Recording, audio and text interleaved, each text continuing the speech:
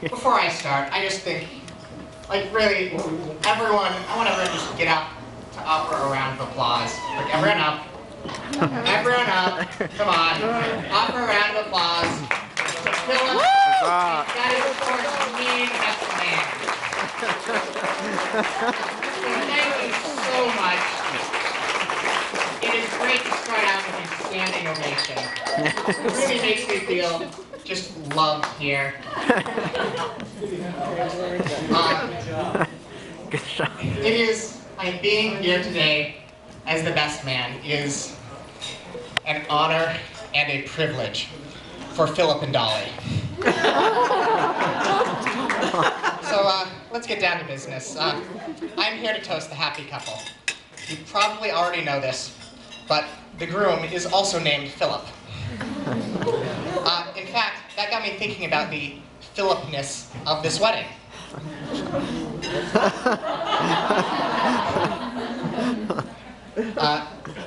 In fact, I wrote this entire toast based on the assumption that, like an engineer, everyone here is most comfortable when information is presented in chart form. This chart shows roughly what I put into this presentation. I'm joking, of course. I didn't really put that much time into it.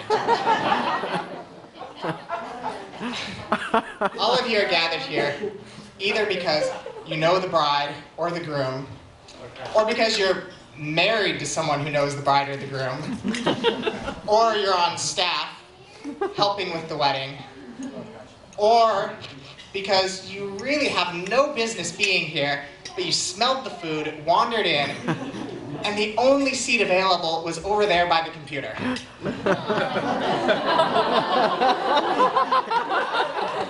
Andy. You may be wondering how I know each of them. Zing, gotcha.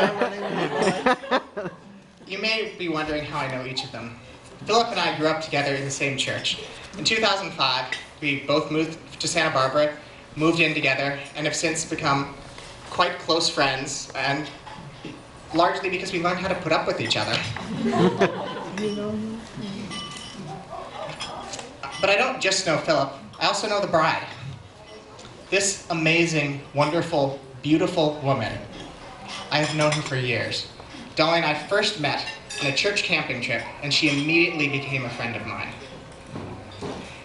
It was through involvement in my church's young adult group. It was through involvement in my church's young adult group that Philip and she first met. If not for me, they might never have met. I know these two so well that I know things about their relationship before they are knowable. I saw Philip bring Dolly flowers for the first time. Then, a year and a half later, they started dating. And I figured it out before they went public. I even figured out when Philip was going to propose before he had told anyone. So now, I'm going to share with you my next glimpse into their future. Ladies and gentlemen, in 2013, Philip and Dolly will become parents. Let's give them a clap there.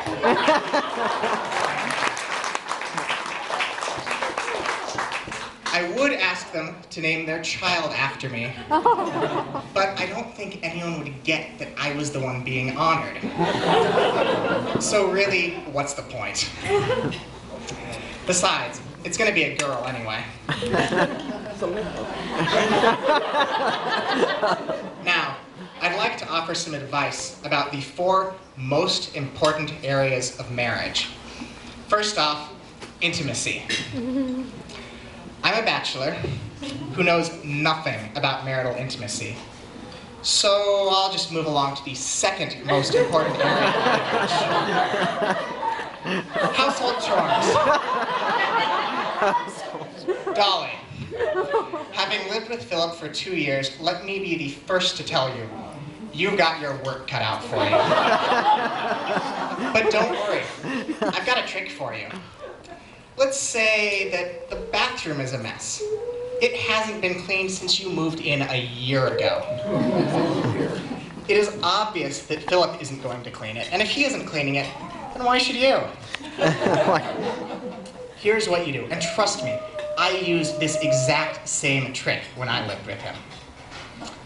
First, wait for his mom to visit.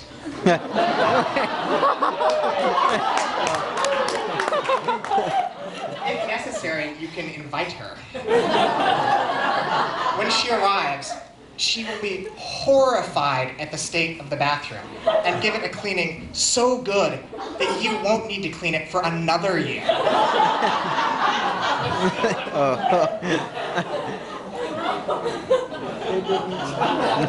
Now comes the hard part, which brings me to our next topic, in-laws.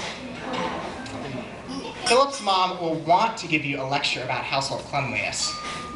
Obviously, you don't want that lecture, so you need to be out of town. This could be difficult as your in-laws will want to see you when they visit. Last-minute family emergencies are probably your best bet. Now, you may think that this is wrong, but remember that this is an in relationship. Father-in-law, mother-in-law. When you add it into a word, it negates it. It becomes the opposite. So it's okay if in this relationship, Dolly, you are independent or invisible. It is important, however, to make sure that your in-laws don't figure out that you are doing this intentionally. If they confront you on it, either play dumb or play hurt. When Philip confronts you on it, remind him that this is between you and his parents. Tell him to stay out of the middle.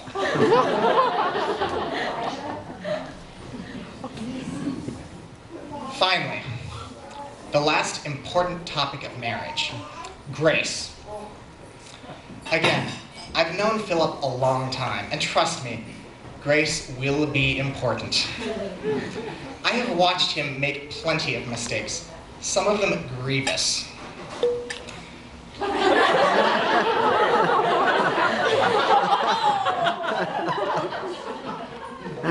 I'll assume that Dolly also sins from time to time. So here's what you do. Every time one of you messes up, the other should add it to a list. Then, whenever you want something from your spouse, pull out that list and graciously offer to cross something off. Think of grace as the currency of marriage.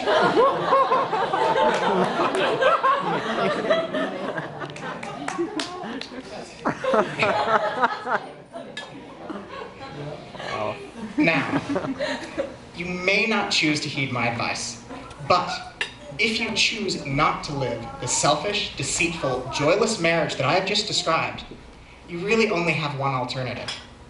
You'll have to choose day by day to show true grace and forgiveness to each other. You'll need to work through conflict to build a stronger, more meaningful relationship. You will learn to love each other more deeply than you ever imagined possible. You will need to persevere together in the hard times and rejoice together in the good times. You will help to lift each other's burdens no matter how heavy. You will continually grow together as servants of Christ and ambassadors of his kingdom. In the end, the happiness you feel today will be but a shadow of how you will feel. But that sounds like a lot of work.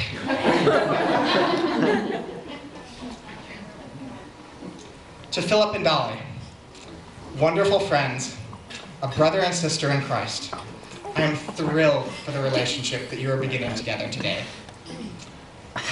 May your love for each other grow more and more, day by day, and may you be blessed with a multitude of children.